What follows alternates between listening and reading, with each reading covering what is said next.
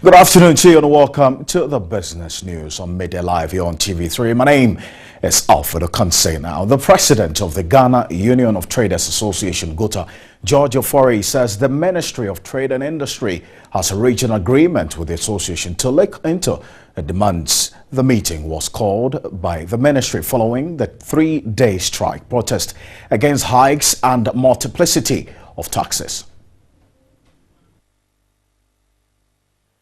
According to the Ghana Union of Traders Association, it agreed to suspend an intended nationwide strike after meeting with the Ministry of Trade and Industry after government promised to address their demands. Among its 5 demands includes the scrapping of the 17.5% VAT flat rate to the previous 3%. Ex-warehousing, when the common external tariff came, it seek to address that issue again in a sense that those who already have their wares there were affected by the CET tariffs that were also coming into force. So we thought that that one also was wrong. For that matter, they should also take that one off. According to the association, with the closure of the destination inspection companies, there is no need for government to continue charging the 1% customs classification and valuation report fee. The post-clearance audit, customs have 6 years, of which at any time in point within the 6 years, they could come and then audit you as and when they feel like coming to audit you. And the argument was, why that? Because if I have cleared my goods, the customs didn't do due diligence on my goods that I imported and did the right calculation for me to pay. And so if I've done so, why coming back within 6 years to come and tell me that? And believe me, there is no tax person who will come to your place and tell you that, oh, you have done the right thing. No way. Meanwhile, some shops in the capital remain closed as the strike entered its 3rd and final day. The association says it's now waiting to hear from government to determine its next course of action.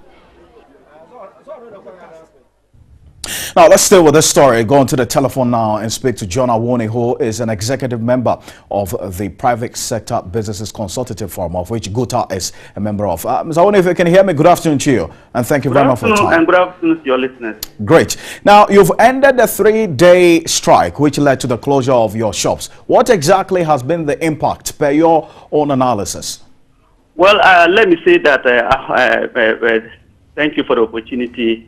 Association, Food and Beverage Association, Importers and Exporters Association, Ghana Freight Forwarders, Custom Brokers Association, Ghana Automobile Association. I would like to, first of all, thank the general public for cooperating, and also indicate that I have been instructed that, yes, the shops have been open, but the strike continues. What's that supposed to mean? Continues. What's that supposed to mean exactly? Well, the demands have not been met, and clearly the group intends to continue with the fight until the right environment is created for the business environment. Now, you presented the 5 items or the 5 conditions to government to meet. The minister said he was going to get back to you. Has he gotten back to you with any response after that meeting? Well, there hasn't been any response yet. And as we expect response from the minister, the business community remains very focused in pushing home their demands and to letting government, especially the executive arm of government, to understand that this sector is dying, the private sector is gasping for breath.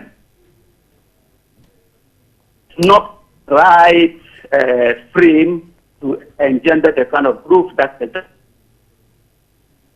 And so together in the country, they being the drivers and we being the passengers, we are saying that the speed with which they are implementing the various taxes and policies are not conducive.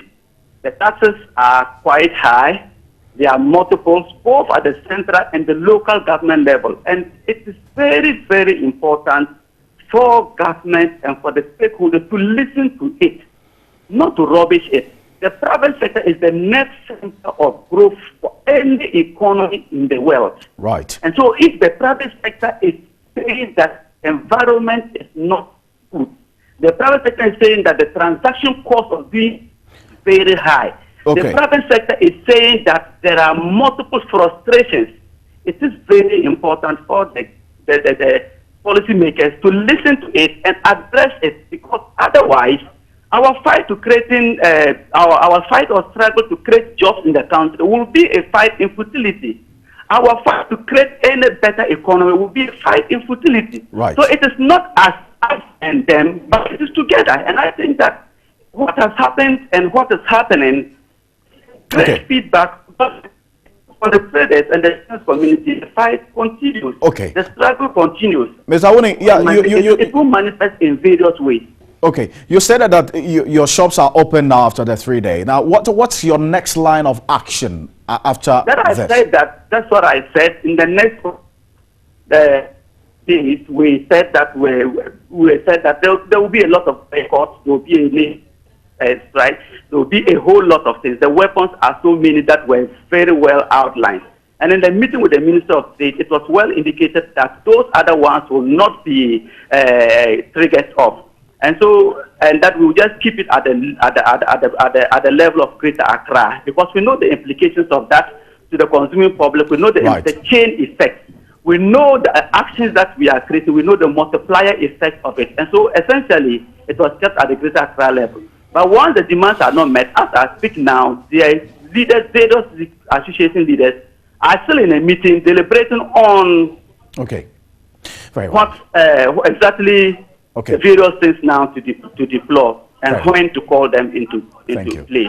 Thank you very much, Mr. John Awuni there. He is an executive member of the Ghana Consultative Business Forum, of which GOTA and the other unions are part of, the Food and Beverages Importers and Exporters Association and the Freight Forwarders as well. And they've ended the strike period. We'll see how it pans out subsequently. But the leader of the Ghana Strategy Support Program, Dr. Kolavali Shashidra, says fertilizer supply in Africa is mainly influenced by political considerations, thereby reducing the efficiency of its management.